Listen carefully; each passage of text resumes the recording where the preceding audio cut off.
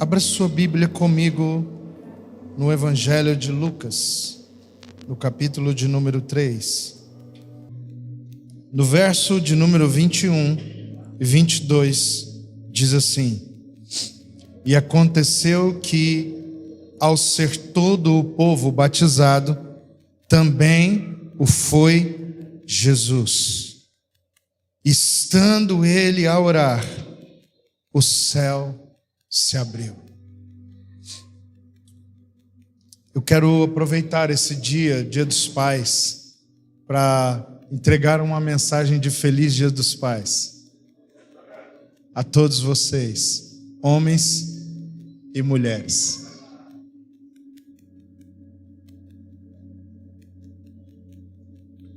Porque a revelação do propósito de Deus em Cristo Jesus é a revelação da paternidade de Deus. Feliz Dia dos Pais, aqui hoje. Não é para você que é pai.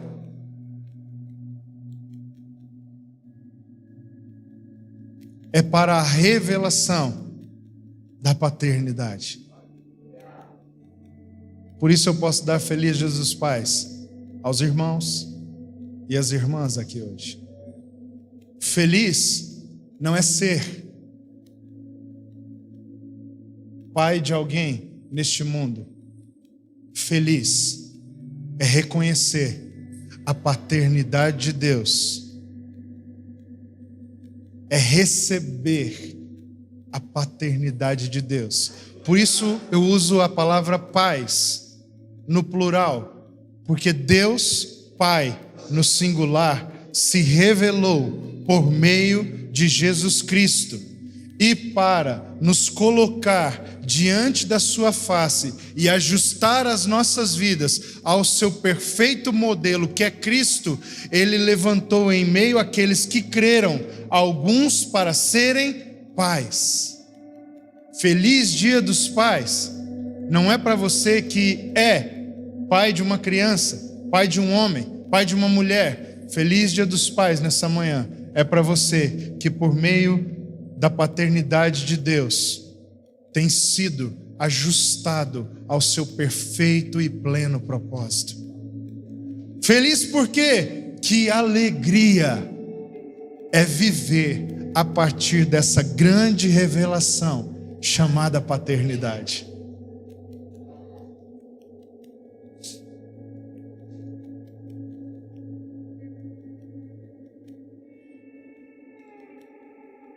E o Espírito Santo desceu sobre ele em forma corpórea como pomba.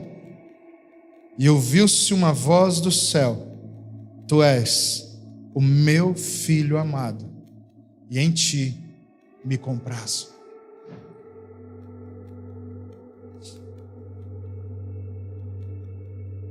Verso 23. Eu quero ler isso aqui para nos dar um contexto, mas eu quero falar sobre o verso 21 e 22. Verso 23. Ora, tinha Jesus cerca de 30 anos ao começar o seu ministério.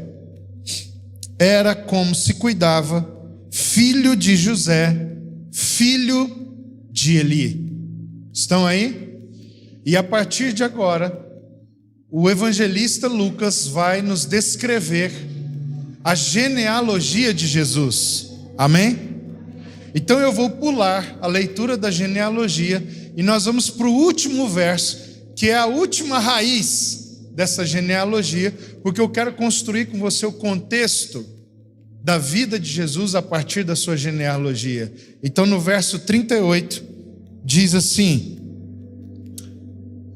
Cainã, filho de Enos, Enos, filho de Sete, este, filho de Adão, Adão, filho de Deus.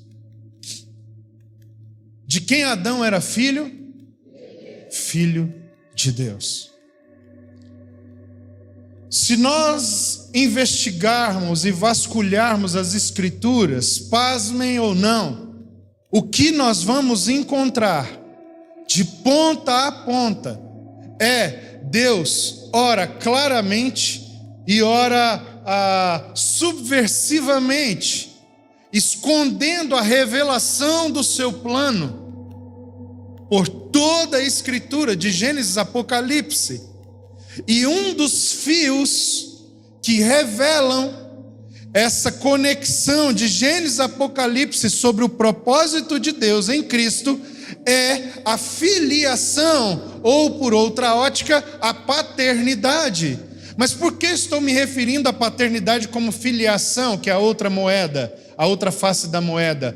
Porque Deus chama os homens para cooperarem com a sua vontade a partir de uma essência, de uma identidade. E o chamado de Deus para o qual Ele dá autoridade de ir em seu nome, não é para servos, não é para profissionais da religião, não é para ministros ordenados, é para filhos. E por isso, essa linha mestra está em toda a Escritura. E se você ler a Bíblia com carinho, pelo poder do Espírito Santo, você vai encontrar, de Gênesis a Apocalipse, Deus quer estabelecer seu plano na história por meio de filhos. Você está aí? Então, quando Ele coloca Adão no jardim, como é que Ele coloca Adão? Como um filho. Qual é o status de Adão? Filho. Está aqui a genealogia. Adão não é o primeiro. O primeiro é Jesus. Porque Adão é filho de Deus. Vocês estão aí? Conseguem me entender? E aí pergunto para você: filho tem família? Sim ou não? Não. Filho não tem família. A família tem o filho. Porque um pai e uma mãe juntos são uma família. Mas um filho sem um pai e uma mãe é um órfão.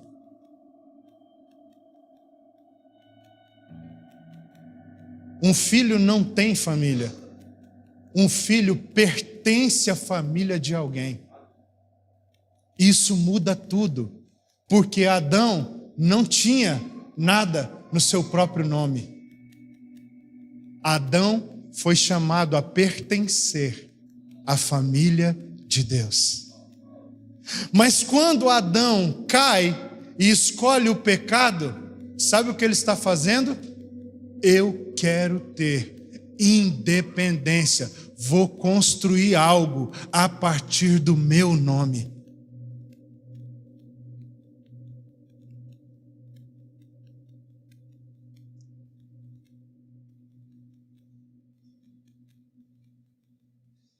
Eu não quero me delongar, mas esse assunto ele é extremamente tentador para mim. A cada 4 pregações minhas, uma eu volto nesse assunto. Porque é onde tudo começou. Então, Adão, ele não tem nada em si mesmo. E por isso ele é chamado a cultivar e guardar o jardim. Porque ele é colocado como um filho herdeiro de Deus, a dar continuidade àquilo que ele recebeu da família a quem ele pertence, a saber, o Pai, o Filho e o Espírito Santo. Essa é a família a quem Adão foi chamado a pertencer. E todo o propósito de Deus seria cumprido no fato de Adão permanecer sendo quem ele foi criado para ser. Na condição em que ele foi criado, filho. E por que estou falando isso? Porque Adão aceitou uma dúvida sobre a sua identidade. Eva acreditou que para ser o que Deus disse que eles eram, ela teria que fazer alguma coisa. Comer do fruto proibido. É o engano por meio da dúvida que nos leva a acreditar que nos tornar está no poder das nossas próprias mãos.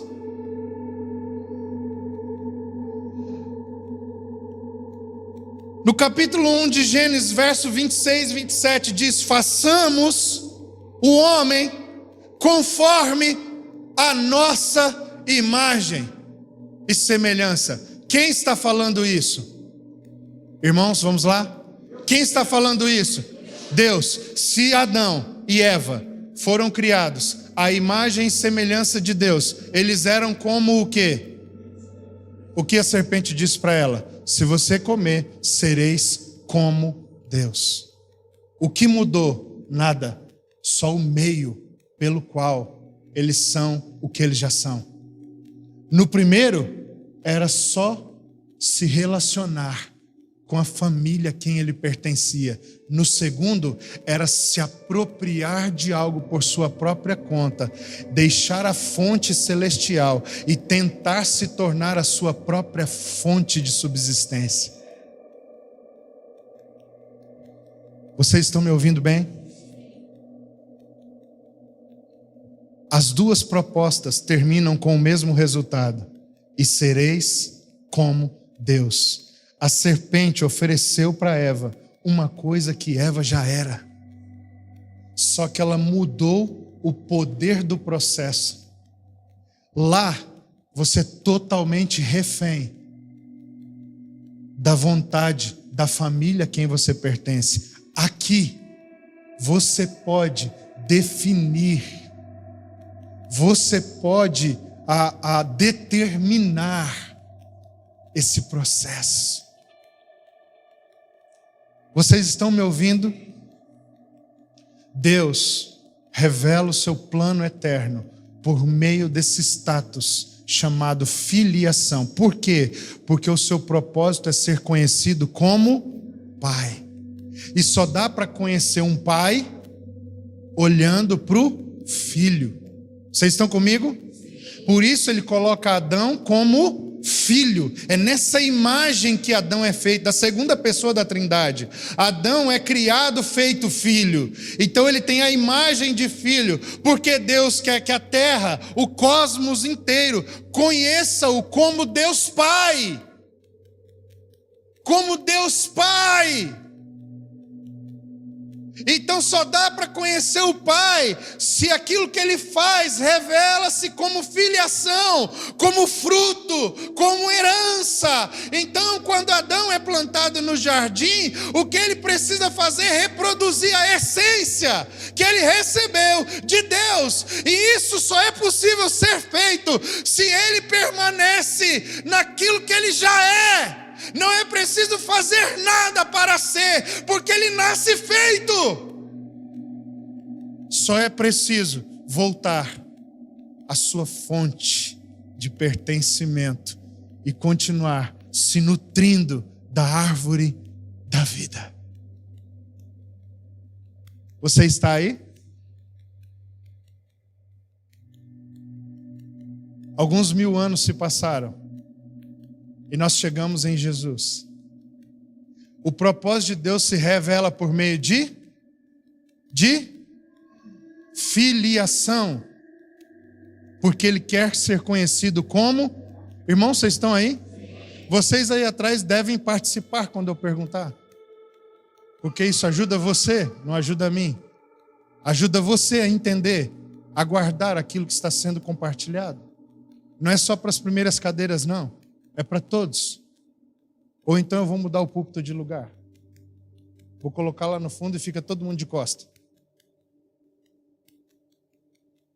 Eu já falei isso aqui, nós não temos aqui classe de cadeiras de espiritualidade. Nós poderíamos fazer uma fila só ao redor se nós tivéssemos um espaço suficiente para isso.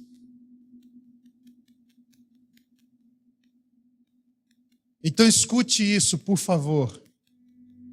Quando nós olhamos para Jesus, agora voltamos a Lucas, capítulo 3, e poderíamos falar também de Mateus, talvez eu fale um pouco de Mateus também, capítulo 3. E o que a gente encontra aqui em Lucas? O dia do batismo de Jesus. Amém? O que é batizar? Batizar é nomear. Eu vou batizar você. O que eu vou fazer com você? Dar um nome. E o que é dar um nome simbolicamente? Identificar. Batizar é identificar. Nós não somos identificados pelos nossos nomes. Nós somos identificados pelo nosso status, pela nossa natureza. Porque Jesus não tinha pecados para se arrepender. Então o batismo de João para arrependimento não tinha utilidade alguma para a vida de Jesus. Só sobrou um aspecto então do batismo de João. A identificação daquele homem que ninguém conhecia, só aqueles que tinham um espírito. E João, desde o ventre, sabia quem aquele homem era. Porque pelo Espírito ele havia recebido uma identificação. Estamos juntos? Então a Bíblia diz em Lucas, estou falando sobre paternidade. Em Lucas, a Bíblia diz que estando eles, depois que todos foram batizados, Jesus também foi. Estando ele a orar, o céu se abriu. E o que aconteceu depois? O Espírito desceu sobre ele em forma corpórea, como pomba. Já falei sobre isso em outra ocasião. Aleluia.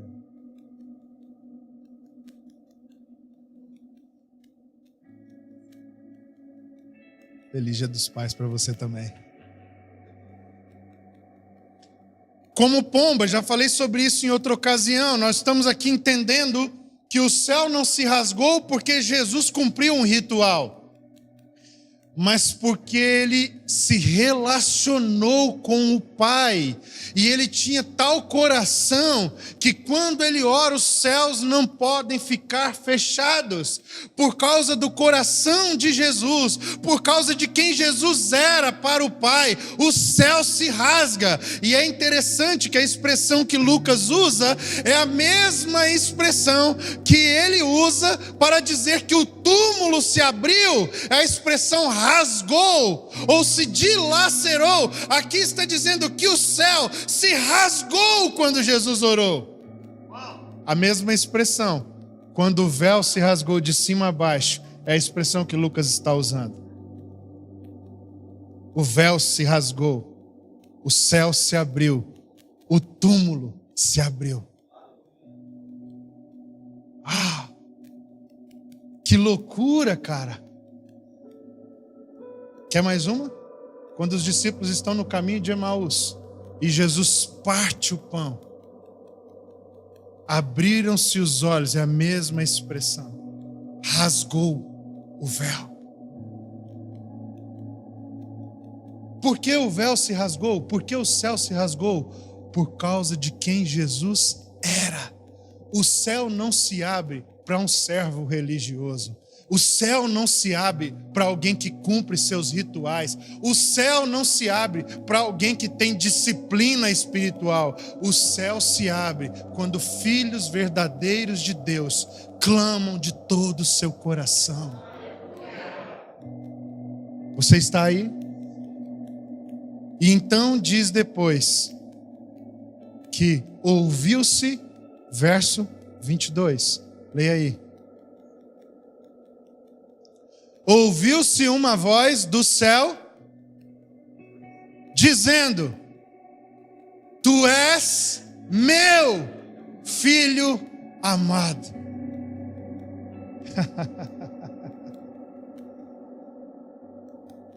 Essa é a maior revelação de todas para nós. Porque o que está acontecendo com Jesus no seu batismo não tem a ver com apenas a questão litúrgica, ritualística, cerimonial, nem mesmo, eu vou falar aqui uma loucura, nem mesmo com a profecia em si. É a profecia que existe por causa disso, não é isso que aconteceu por causa da profecia. Porque ele diz para que se cumpra as escrituras, né? Antes para João. Algumas pessoas dão a entender por causa disso que Jesus fez o batismo só para cumprir todo o rito profético. Não, irmão. A profecia que existiu para revelar o Filho de Deus, meu querido. É porque João achou que ia jogar água no homem. E o homem sabia que o Pai ia rasgar o céu para dizer quem ele era para todos. Às vezes nós estamos esperando, Gabriel, que a palavra profética se cumpra sobre nós, para a gente se sentir maior, para a gente se sentir aprovado. A nossa expectativa de ver algumas profecias se cumprindo, às vezes, é orgulho religioso. Não é o propósito de Deus se cumprindo. É para poder dizer, eu vivi de tal forma que a profecia se cumpriu. Isso é religiosidade, cara. Jesus não está nem aí para o rito. Ele está ávido em ouvir a voz do Pai. Jesus, ele tinha uma ambição só: fazer a vontade do Pai. Você consegue entender a importância disso? Então, quando todos ouvem do céu a voz dizendo, este é o meu filho amado, Jesus agora está autorizado a começar o seu ministério. O que habilita Jesus, Rafa, não são as águas do Jordão, é a voz do céu. Às vezes nós estamos acreditando que porque cumprimos alguns rituais, porque cumprimos algumas obrigações, nós estamos sendo habilitados. Cuidado, ninguém é habilitado até que do céu se ouça uma voz dizendo, este é o meu filho amado. Essa é a nossa grande habilitação espiritual. Você foi para o seminário, fez seminário, quero ser pastor. Isso não habilita ninguém. Você fez um curso de libertação, agora você vai ser intercessor. Isso não habilita ninguém. Sabe o que habilita você? Quando o céu se abre e a voz de Deus diz, este é o meu filho amado. Sabe a segunda coisa que eu gosto de pensar quando eu leio essa história? É que eu não sou só filho amado. Eu sou propriedade dele. É meu filho amado. Eu não sou só filho amado, eu sou propriedade exclusiva.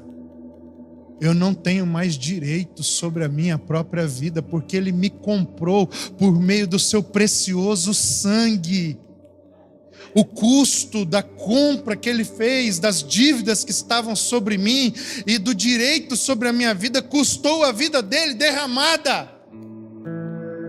Sua carne dilacerada, o seu sangue escorrendo do seu corpo. Ele é o meu dono. Porque sou filho, eu tenho dono. Eu não tenho autonomia na minha família. Eu pertenço à família de Deus. Chamados à comunhão de seu filho.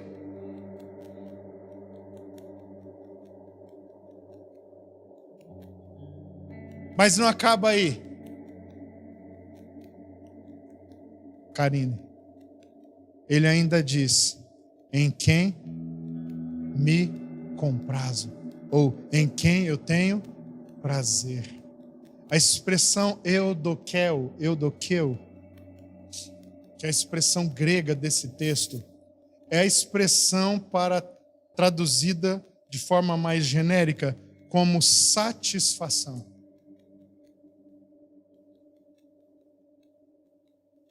Quando você come uma coisa gostosa, o que você sente? Prazer. Quando eu estava na ativa,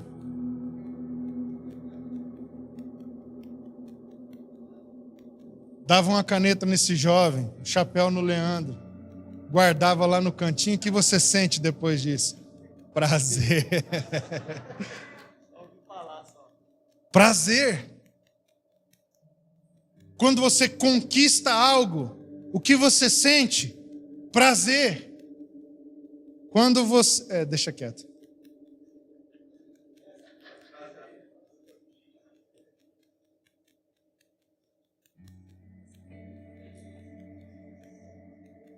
Só alguns irmãos aqui vão entender isso. Isaías, você já entendeu um dia disso? Hoje não entende mais. Quando você estava na ativa. Ai, ai.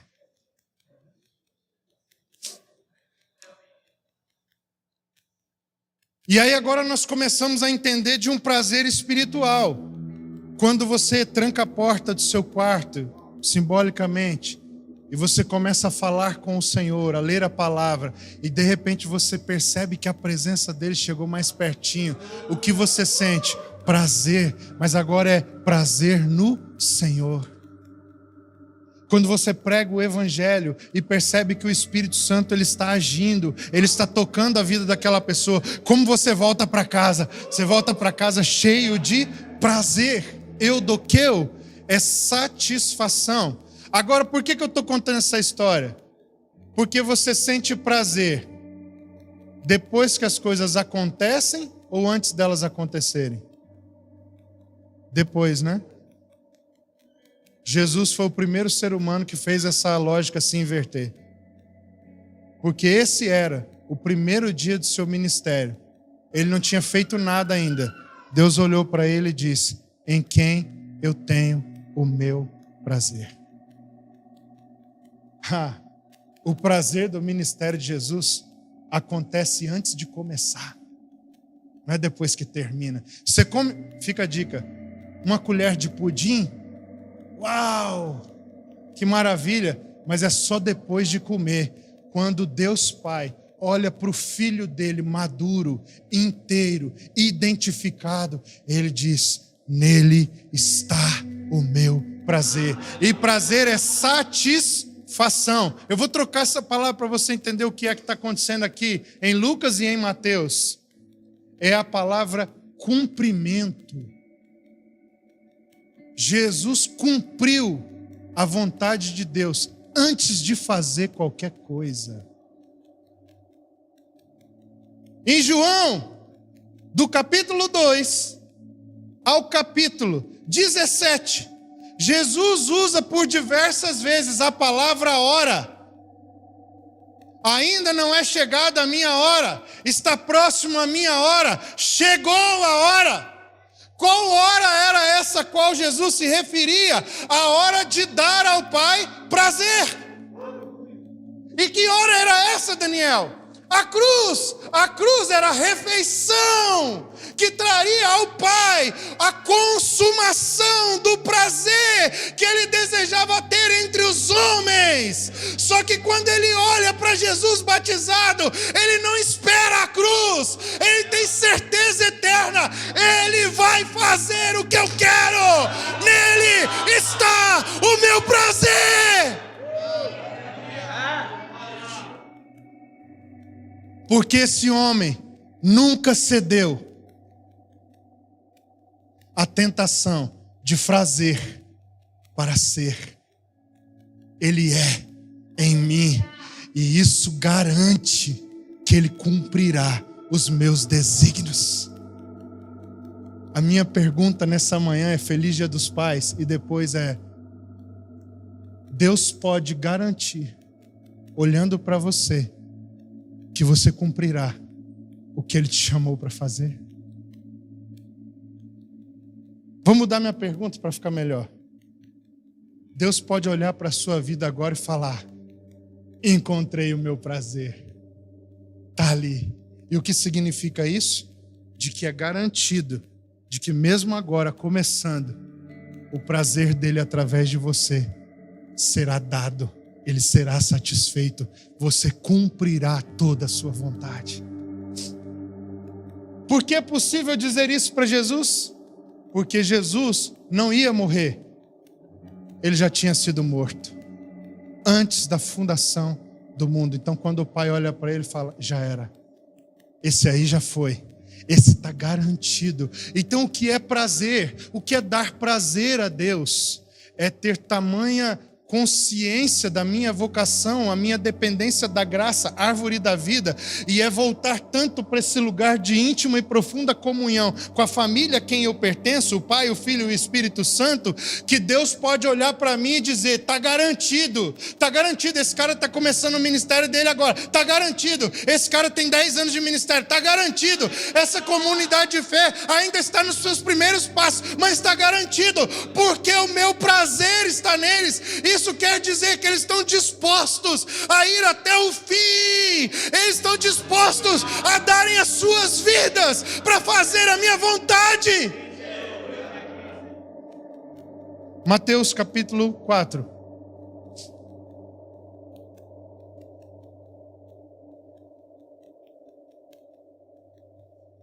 O que diz aí?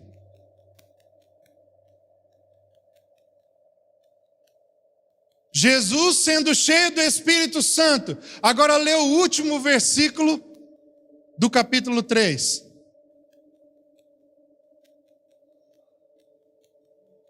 Em seguida, uma voz disse: este é o meu filho amado em quem eu tenho prazer. Capítulo 4. Por que eu quero ler esse versículo? Pra você entender que eu estou na mesma história, só mudei o livro. Tá bom? Continue agora, verso 1. E Jesus... Ou melhor, então, o Espírito Santo levou Jesus ao... O que significa então? Eu gosto mais da expressão a seguir.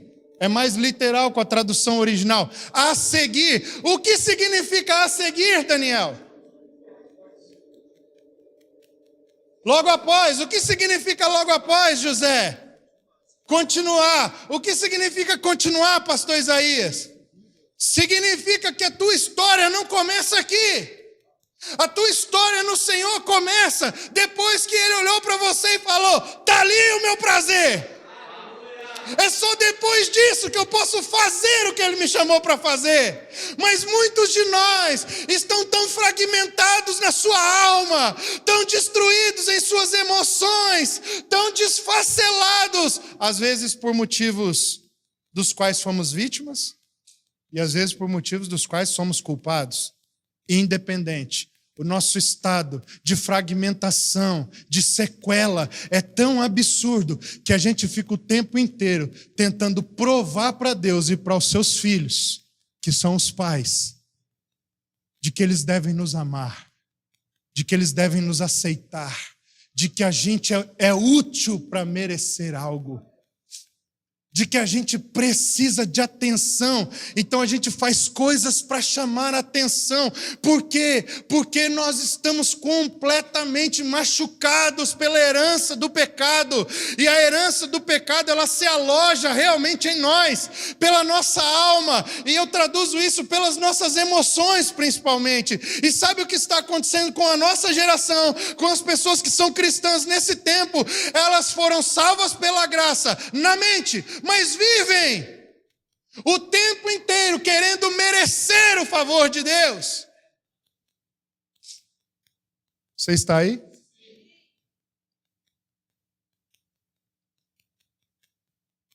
Eu preciso fazer algo na igreja para provar o seu valor. Jesus não fez absolutamente nada até que o Pai tenha dito: o meu prazer está em você. Por quê? Porque Deus não chama para cooperar com o propósito eterno pessoas das quais Ele não tem garantia que irão até o fim. Porque senão quem vai parecer mentiroso? Deus.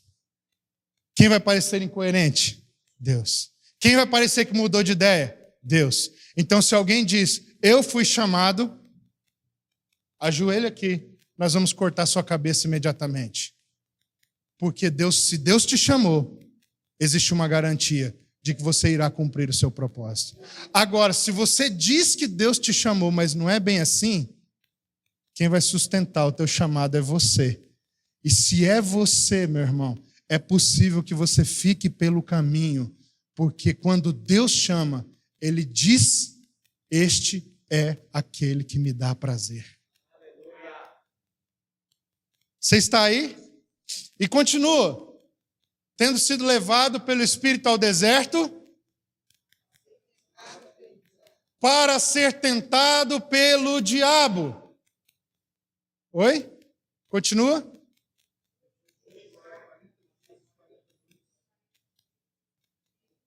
Teve fome, verso 3. E o tentador aproximou-se, preste atenção, e disse: se és filho de Deus, como foi que Adão foi tentado lá? Se comer, serás como Deus. O tentador se aproxima do filho. Agora esse aqui é o único que existe sobre a face da terra. Porque essa posição, esse status havia sido perdido lá no jardim.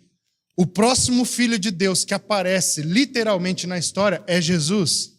Então a serpente tentou o primeiro lá e está tentando o último aqui. Mas só que o último não come da árvore do conhecimento do bem e do mal. Ah, irmão, como foi que o primeiro foi tentado? O que foi que Deus disse?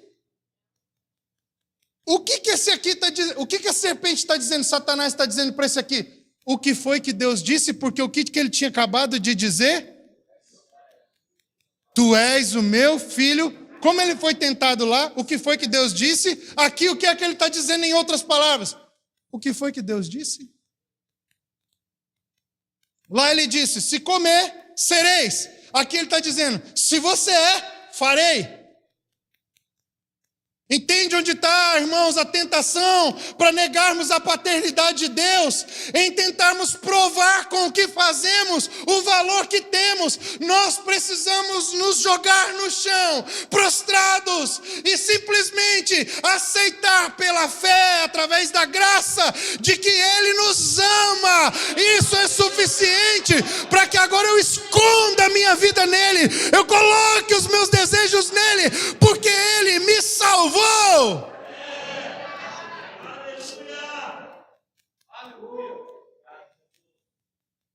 Se és filho de Deus, onde está a tentação? No mesmo lugar, na natureza, na essência, na identidade. E o que é que Jesus responde a Adão?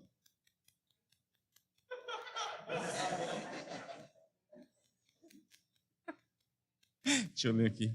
Está escrito.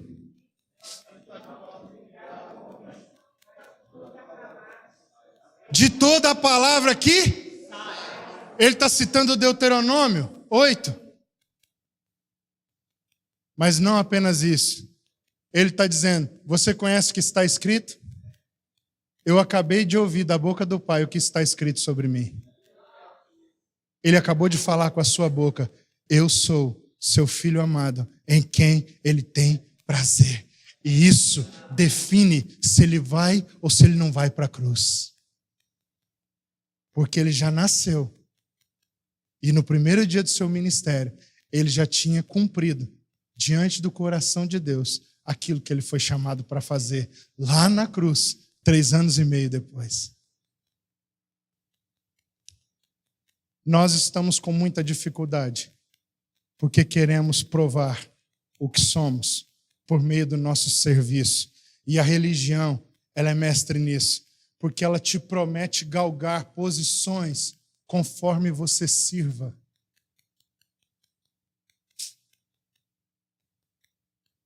Você foi salvo? Foi. Agora trabalhe como um cavalo.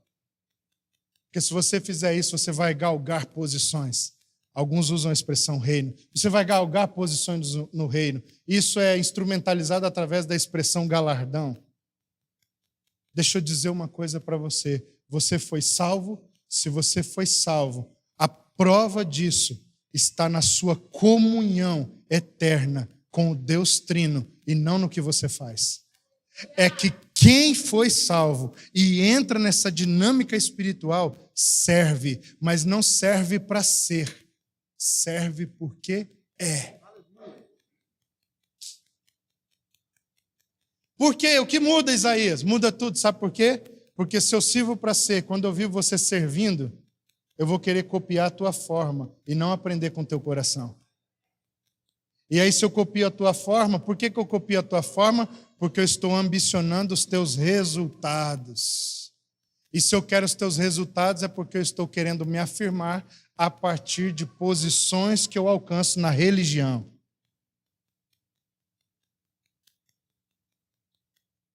Se eu estou fazendo para ser, e eu observo um irmão, eu miro nele como se ele fosse um pódio e começo a imitar o comportamento externo dele, sem discernir as suas motivações e coração. Então eu me torno um religioso fariseu de carteirinha, mas que o coração é carregado de ódio, de mágoa, de comparação, de competitividade. E é por isso que nós vemos tantos escândalos na vida da igreja, meu irmão. Porque nós temos cães, como diz Paulo, servindo no ministério ao Senhor. Porque nós temos falsos ministros, falsos apóstolos, falsos profetas, servindo no ministério indiscriminadamente. Porque quanto mais uma pessoa quer trabalhar, mais lucro a igreja tem. E nós aceitamos isso, porque é um bom negócio para nós, traz resultados para a nossa instituição. Mas, querido, nós não fomos chamados a edificar uma instituição. Isso é lixo diante de Deus. Nós fomos chamados a nos tornar parte da sua família, o corpo de Cristo na terra. Os números da nossa instituição não podem ser mais prioridade para uma liderança espiritual do que a vida de cada um dos santos que Deus nos conectou. Nós não podemos tomar decisões das nossas movimentações pensando se trará melhores resultados para nós, mas se produzirá mais glória a Deus no meio da família de Deus.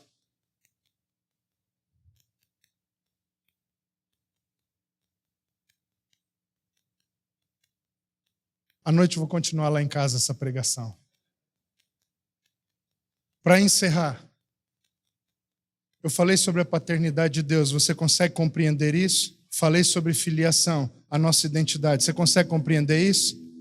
Eu queria mostrar rapidamente, só para dar uma palhinha, como Deus revela agora a sua paternidade por meio de Jesus e depois de Jesus, através de homens que Ele coloca no meio da igreja, que são como balizadores, referenciais desse coração paterno de Deus sendo derramado sobre os seus filhos, para que esses filhos possam ser curados dessas fragmentações, sequelas, distorções causadas em nós pelos processos da vida, pelos nossos relacionamentos desde do ventre de nossas mães, tudo isso causado pela queda por causa do pecado e das suas consequências. Amém? Qual é o padrão de Deus para homens e mulheres que foram chamados para revelar essa paternidade? 1 Coríntios, capítulo 4. Eu quero encerrar aqui. Verso 17.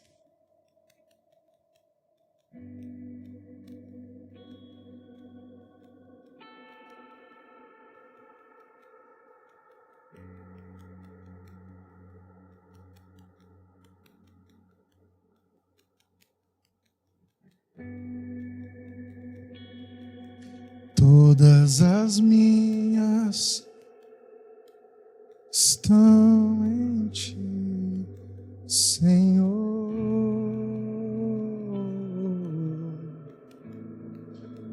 Aleluia. Achou? Lê para mim então. O que diz aí? Parou? Por esta razão estou enviando a vocês o meu filho Timóteo. Parou? Por esta razão estou enviando a vocês o meu filho amado Timóteo. Parou. Por qual razão? Verso 14. Vem lendo.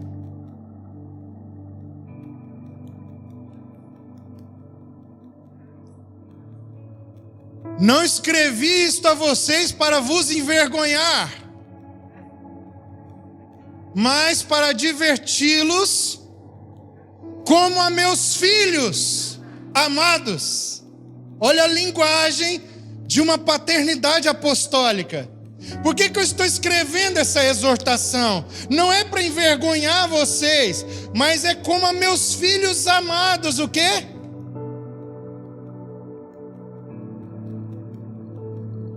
Ajuda, gente, me ajuda, rápido. Porque ainda que tenhais 10.000 professores, tutores, você sabe o que é isso? Você sabe o que é tutor? É alguém que conduz, que guia, que guarda. Paulo está dizendo, vocês podem ter 10.000 irmãos que ajudam vocês no processo, para que vocês guardem a identidade de vocês e a medida que o Senhor deu a vocês. Existem muitos irmãos, 10.000 irmãos no corpo de Cristo, que são úteis para nos auxiliar, e eles são uma bênção de Deus, amém?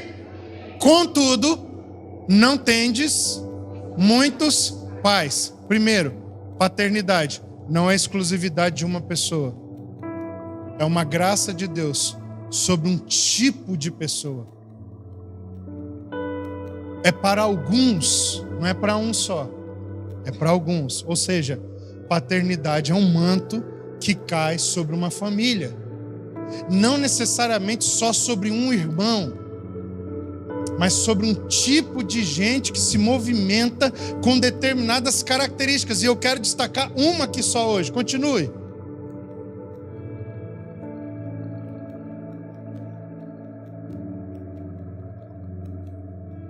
Portanto,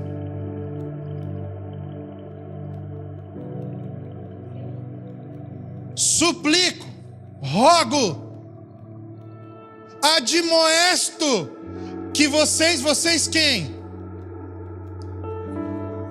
Seus filhos amados.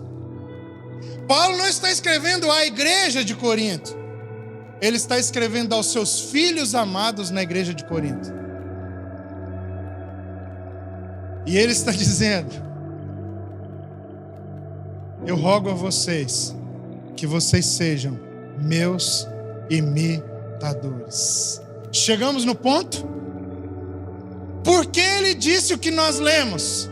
Porque ele está encorajando seus filhos amados, não para envergonhá-los, mas para encorajá-los, Rafa, a se tornarem, como filhos amados, imitadores de Paulo.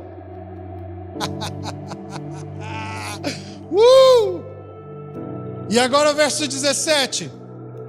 Por esta razão vos envio o meu filho amado Timóteo. Agora escute, o que ele vai fazer?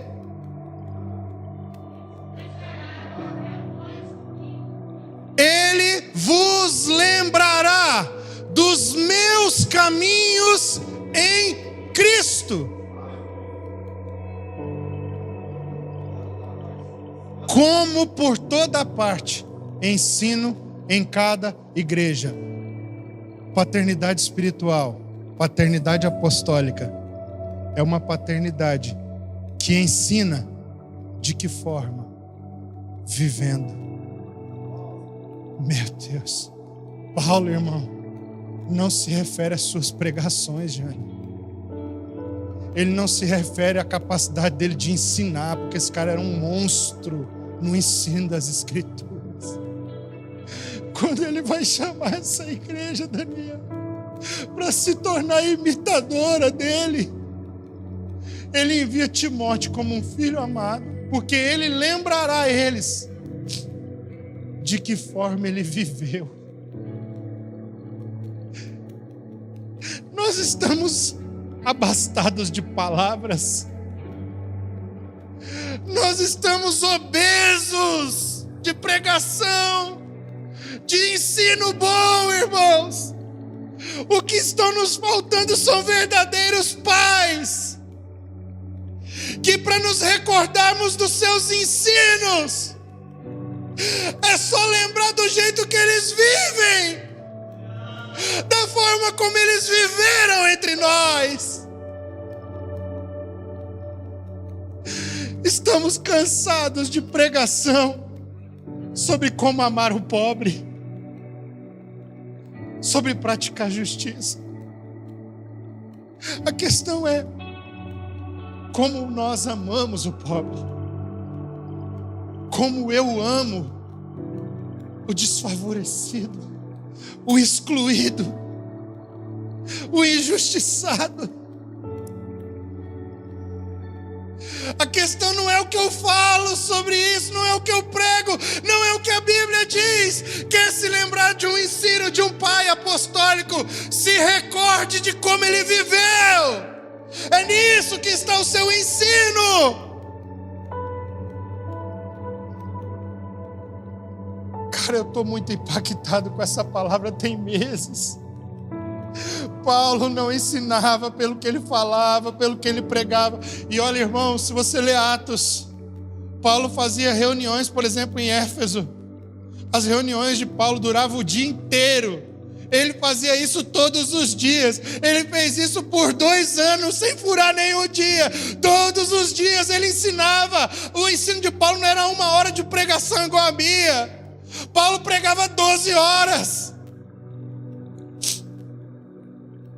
A história da igreja diz que ninguém ia embora, porque era tanta presença de Deus, tanta comunhão com a palavra, que as pessoas ficavam atordoadas, elas ficavam como se fossem neutralizadas, e a palavra ia entrando, e entrando, e entrando dentro delas, como nunca elas tinham visto antes. Aí quando esse cara vai falar sobre como aprender o ensino dele para imitar, ele diz, ele vai lembrar vocês como eu vivi. Paulo está dizendo, o que eu falei é menor, é inferior a como eu vivi entre vocês.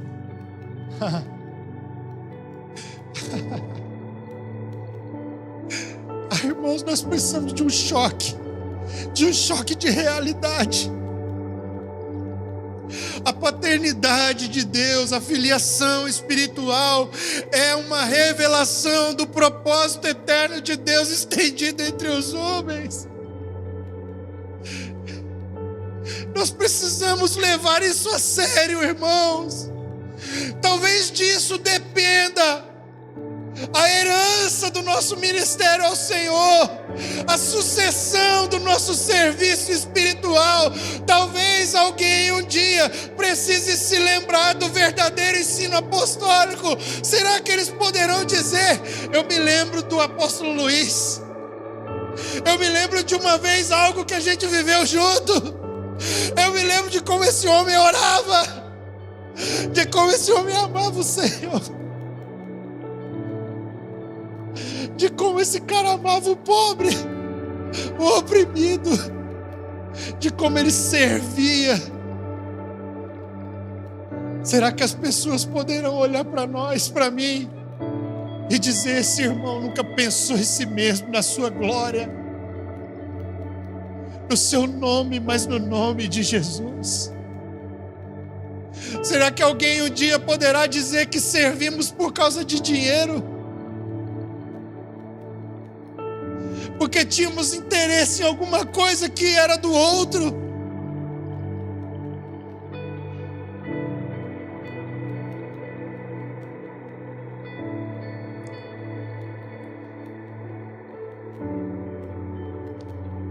Paulo não era sem falhas.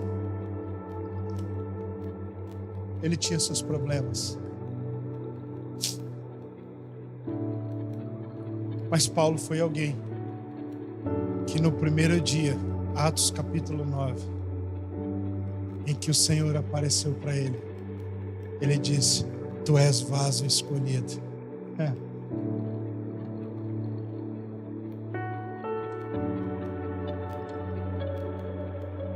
Importa você, Saulo, sofrer pelo meu nome.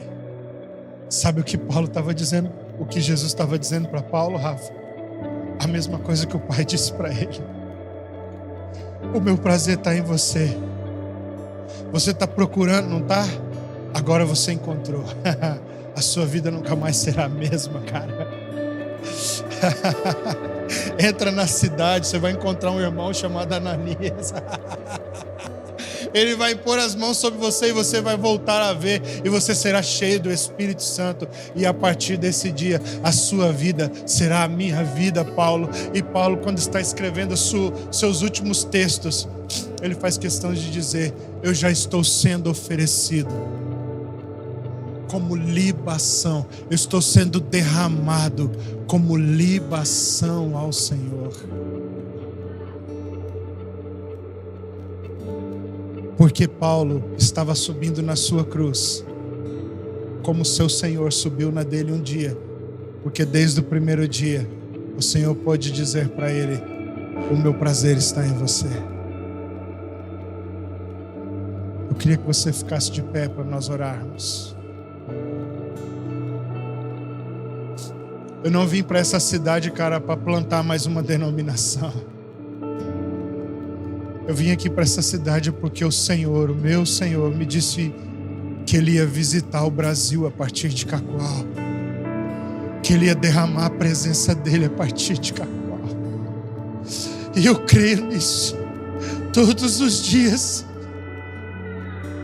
Cada lágrima que eu derramo nessa cidade é por causa daquilo que Ele falou. Ele me chamou para cooperar com Ele.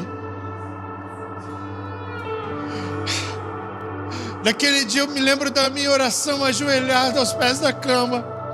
Uma quinta-feira. Eu disse: Senhor, tem certeza? Um cara como eu, será que eu não vou atrapalhar o que você vai fazer? E ele me respondeu: eu só preciso do seu coração. E aquele dia, pastor Isaías, mais uma vez, ajoelhado, eu disse: o meu coração é teu, Senhor. Cumpre em mim conforme a tua vontade.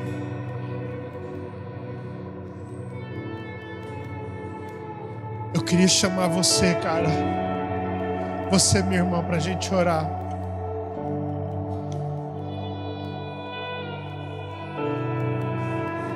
Você que quer experimentar a verdadeira paternidade. Você que deseja viver nesse nível de entrega. Quer se tornar o lugar do prazer do Senhor. Você que quer conhecer Deus Pai profundamente e quer ser um filho com quem Ele pode contar.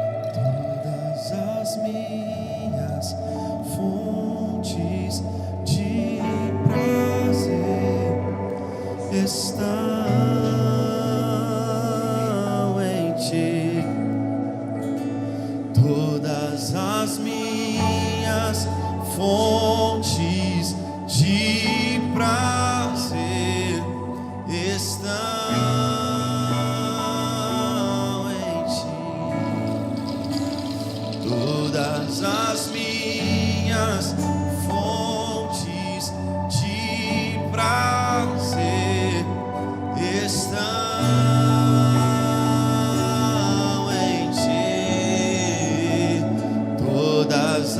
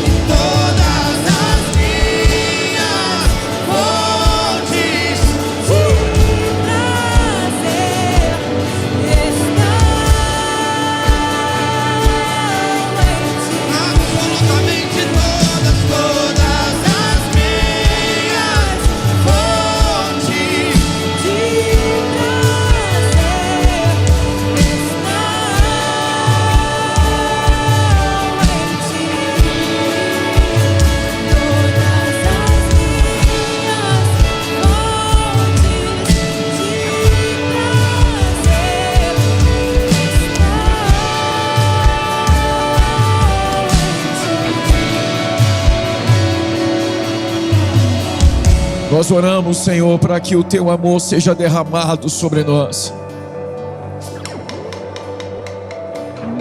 Nós queremos conhecer o seu paterno amor, mas queremos nos comprometer, Senhor, com a responsabilidade de dar todo o nosso coração a você, para derramar paternidade sobre as nações.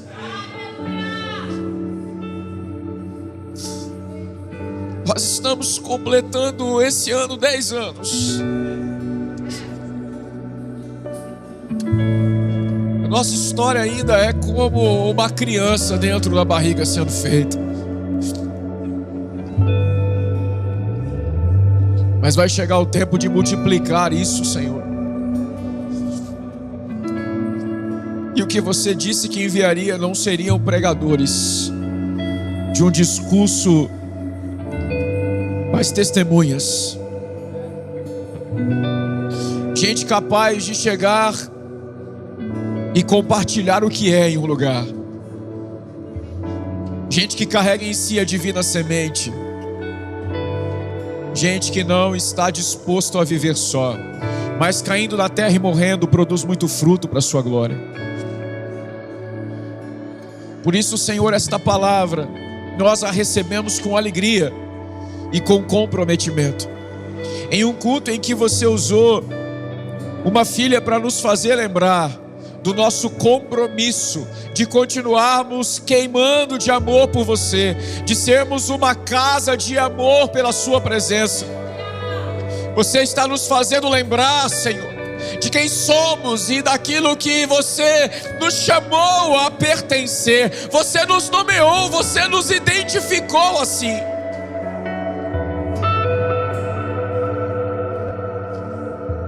Por isso, renova no coração de cada irmão que veio à frente a lembrança do porquê você o trouxe até este lugar. E eu não me refiro a esse culto, Senhor, mas a lembrança do porquê você colocou no coração desse irmão o desejo de pertencer a essa família. Porque eu sei que este apelo é um chamado ao conhecimento do Pai Celeste, mas há irmãos aqui prostrados com a responsabilidade de transmitir um legado, Senhor, uma carga geracional de uma família espiritual.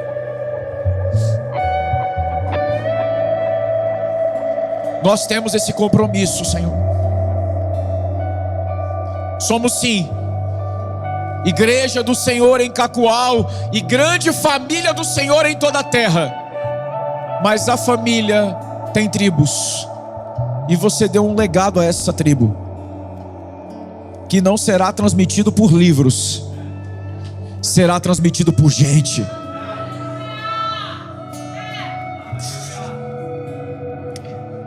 Nos ensina a partilhar, geração após geração, esse legado. O que eu recebi do Senhor eu também vos entreguei. Numa linguagem de filhos e pais, edificando juntos para a sua glória, Senhor. Então nessa manhã, enquanto você prendia com a sua palavra o nosso coração e nos tecia como que fazendo algo, você nos trouxe à frente agora.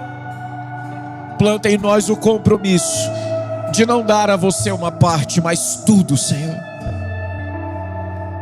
Porque a pergunta que ressoa é: dar a você todo o nosso coração. Como você disse a Luísa há alguns anos atrás, eu só preciso do seu coração. Tenha todo o nosso coração. Nós não queremos amar outras coisas, Senhor. Nós não queremos amar outras coisas. Nós não queremos amar nem mesmo o fruto do trabalho a ser realizado. Nós queremos amar o Senhor acima de todas as coisas. Para que chegue a nossa hora de glorificá-lo com o tipo de entrega que você requereu de nós. a semelhança do nosso irmão mais velho, o Senhor Jesus, cuja hora foi a cruz. Nós queremos ser fiéis até que chegue a hora. Essa é a nossa oração, Senhor, em nome de Jesus.